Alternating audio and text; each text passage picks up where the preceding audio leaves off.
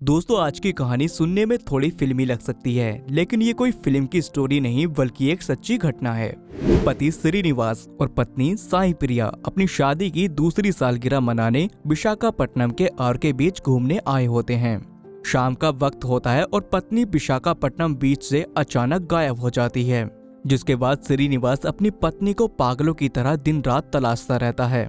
इधर उधर ढूंढने के बाद श्रीनिवास को ऐसा लगता है कि शायद उसकी पत्नी समुद्र में डूब गई है और समुद्र की लहरें उसे कहीं दूर बहाकर ले गई हैं।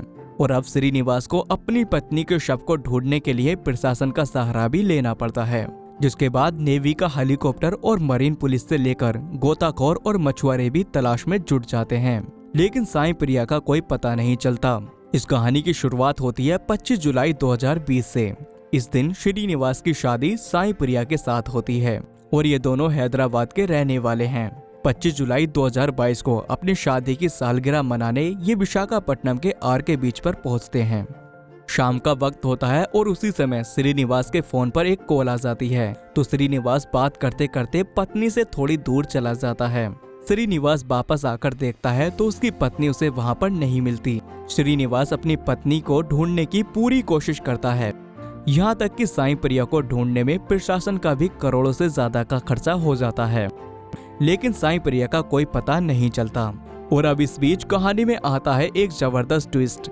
4 दिन तलाश करने के बाद साई प्रिया के पिता के फोन पर एक मैसेज आता है, जो कि खुद साई प्रिया का होता है।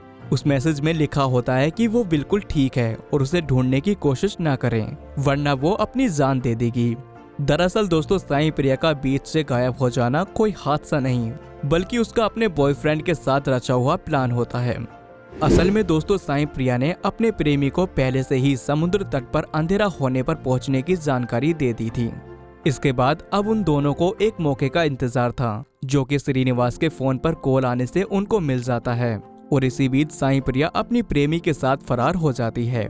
साई प्रिया अपने बॉयफ्रेंड के साथ भाग जाती है और श्रीनिवास भी अपने घर वापस आ जाता है। इस पूरे मामले में अगर किसी का नुकसान हुआ है तो वो हुआ है सरकार का, क्योंकि साई प्रिया को ढूंढने में सरकार 1 करोड़ से भी ज्यादा का खर्चा कर देती है।